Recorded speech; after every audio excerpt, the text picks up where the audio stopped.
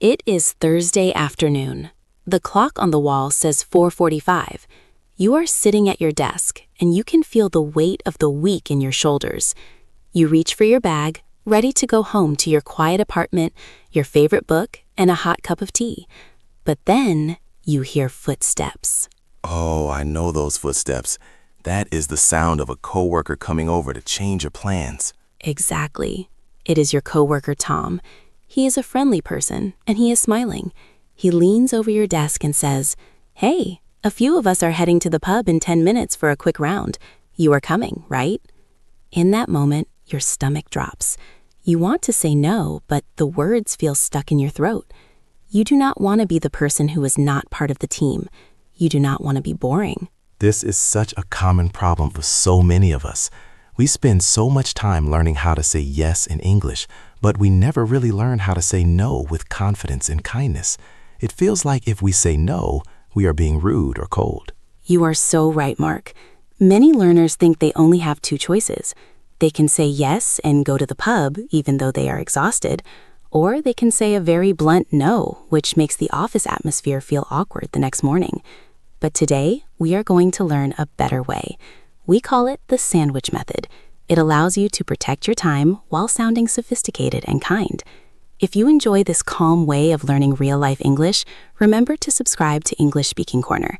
By subscribing, you are joining a community that values slow, clear, and confident communication, helping you move past that feeling of being stuck or anxious in social situations. I love the idea of a sandwich method.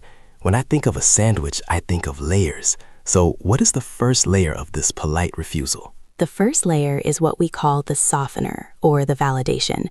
Before you say no, you must acknowledge the invitation with warmth. You want the other person to feel that their invitation was a good thing, even if you cannot accept it. That makes sense. It takes the pressure off immediately. So instead of just saying no, what are some phrases we can use for this first layer? Let's look at a few. A very common one is, "That sounds lovely," or "That is so kind of you to ask." Another great one for a work environment is, "I would love to join you." Listen to how my voice goes up at the end. "That sounds lovely." This shows Tom that you like him and you like the idea, which keeps the relationship safe. Let's practice those together slowly. I'll say them first and then you can repeat them in your mind or out loud. That sounds lovely. That is so kind of you to ask. I would love to join you. It's important to remember that these phrases are not a yes, they are just a polite opening. Exactly. They are the bread of the sandwich.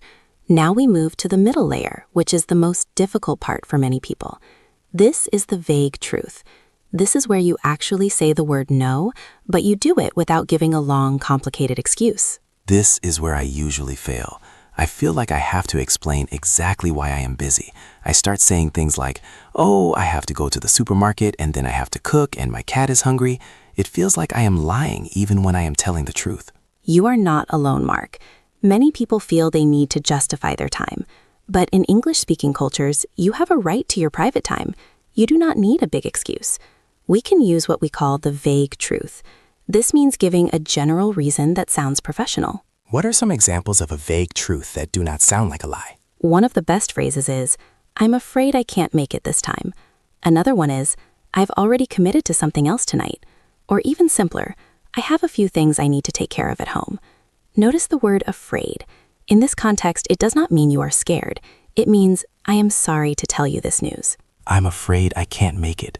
That sounds very polished. It sounds like something a manager or a very confident speaker would say. It really does. It shows that you have boundaries. Let's try to put the first two layers together now. Imagine Thomas standing there. You say, "That sounds lovely, but I'm afraid I can't make it this time." Let's try another combination.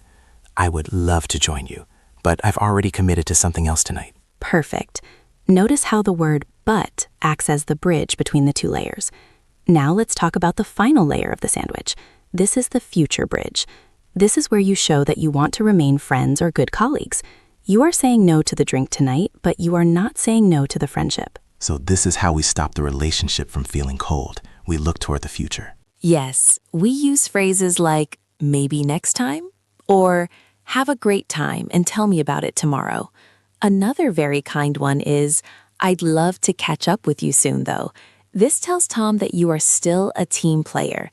You are just a team player who is going home to rest tonight. So the full sandwich for Tom would look like this. That sounds lovely, but I'm afraid I can't make it this time. Maybe next time, though. That is perfect, Mark. It is clear, it is kind, and it is firm. You haven't left any room for Tom to push you, but you have been very polite. Tom will walk away thinking you are a busy, professional person, not a rude person. I think many of our listeners worry about the word unfortunately. Is that a good word to use in the middle layer? Unfortunately is a magic word in English. It acts as a shield. When you say, unfortunately, I have other plans, it tells the other person that the situation is out of your control. It makes it easier for them to accept your no. Let's do a little practice session with just that word. Listen to the stress. Unfortunately. It is a long word, but it is very useful. Unfortunately, I can't make it. Unfortunately, I have to be somewhere else. Let's move to a different scene to see how this works in a personal relationship. Imagine it is Saturday morning. A friend calls you.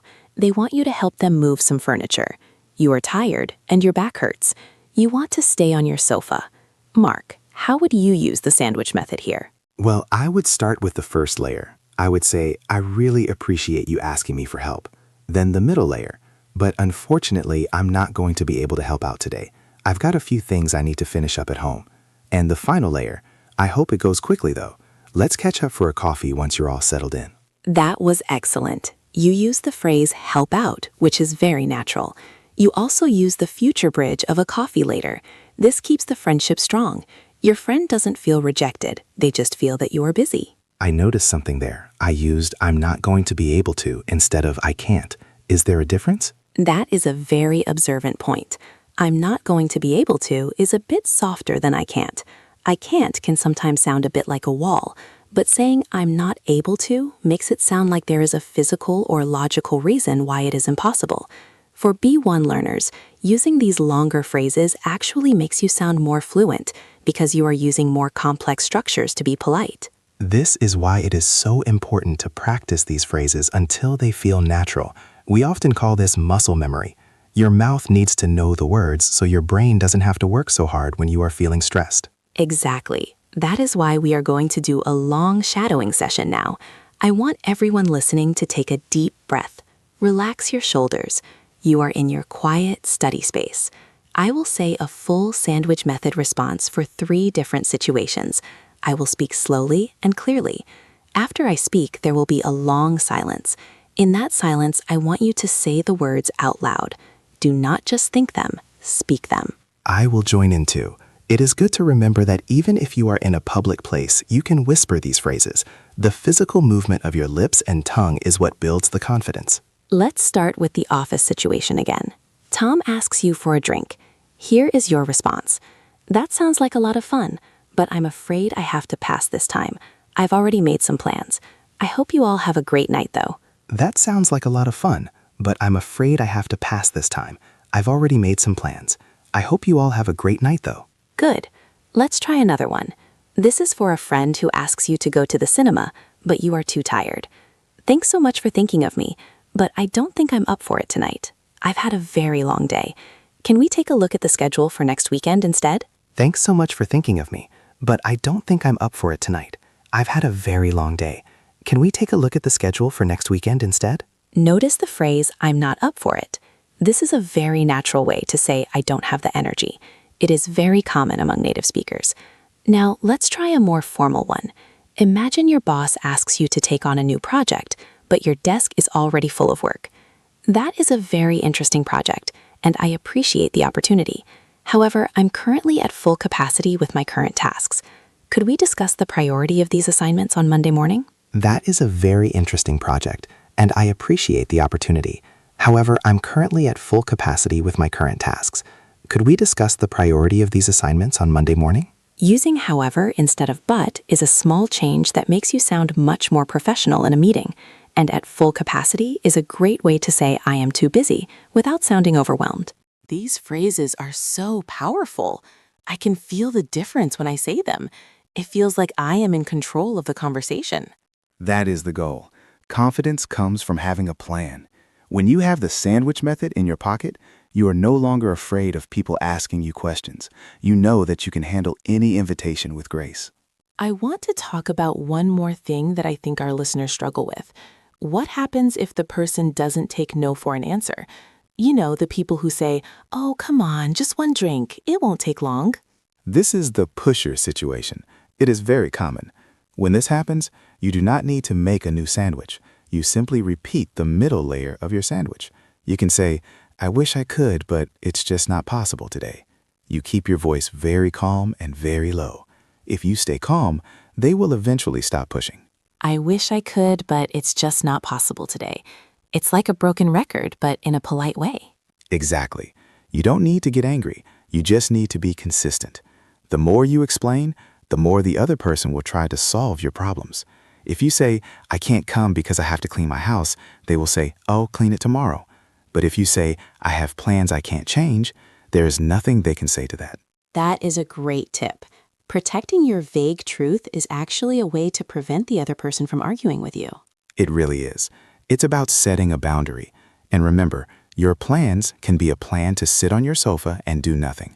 That is still a plan. You are not lying. You have a commitment to yourself and your own rest. I think we should talk about the intonation of these phrases. If I say, "That sounds lovely," with a flat voice, it might sound sarcastic. You are right. Tone is everything. For the first layer, the softener, your voice should be slightly higher and friendly. That sounds lovely. For the middle layer, the vague truth, your voice should drop slightly to show that the decision is final, but I'm afraid I can't make it. And for the final layer, the future bridge, your voice should go back up to show warmth. Maybe next time? It's like a little wave. Up, down, and then back up. That is a perfect way to visualize it. Let's try that wave together. We will use the office drink example one more time. Focus on the melody of the sentence. That sounds lovely, but I'm afraid I can't make it this time. Maybe next time? That sounds lovely, but I'm afraid I can't make it this time. Maybe next time? I can really hear the friendliness in your voice there, Mark. It makes such a difference. If I were Tom, I would feel perfectly fine with that answer. I would just say, "Okay, no problem. See you tomorrow." It's amazing how much we worry about these things in our heads. But when we have the right words, the reality is usually very simple. It is. Most of our stress comes from the unknown. Once you know exactly what to say, the stress disappears. That is why we focus on these small, real-life scenes here at English Speaking Corner. We want you to feel prepared for the actual moments of your life, not just for an English exam. I feel much more prepared now. I think I'm going to go home and practice these in the mirror. It might feel silly, but it really helps. It's not silly at all. Many of the most confident speakers in the world practice in the mirror. They watch their facial expressions. You want to make sure your face looks as kind as your words sound. If you are frowning while saying, "That sounds lovely," people will be confused. Good point. A small smile during the first and third layer goes a long way. Before we finish today, I want to give everyone a small challenge. I want you to look at your calendar for next week. Think about one situation where you might need to say no. Maybe it is a lunch invitation, a new task at work, or a phone call from a friend when you were busy. Write down your 3-layer sandwich for that specific situation. Use the phrases we learned today: the softener, the vague truth, and the future bridge. And then, the next time that person asks, I want you to use your sandwich. Don't hesitate. Don't over-explain. Just deliver your layers calmly and kindly. You will be surprised at how much power it gives you. You are not just learning English. You are learning how to be the boss of your own time. That is such a motivating thought. If you found this lesson helpful, please hit the like button. It helps us know which topics are the most important to you. And if you haven't already, subscribe to the channel. We have so many more of these quiet podcast-style lessons coming your way to help you build that real speaking confidence, one episode at a time. We are so proud of the progress you are making. Remember, fluency is not about knowing every word in the dictionary. It is about knowing how to handle the moments that matter with confidence. You are doing a great job. Thank you for joining us in the English Speaking Corner today. It has been a pleasure practicing with you. Go out there and use your polite power this week. You have the words, you have the strategy, and you have the confidence. We will be here waiting for you in the next episode. Have a wonderful, peaceful day, everyone. Keep speaking, keep practicing, and most importantly, keep being kind to yourself as you learn. Goodbye for now.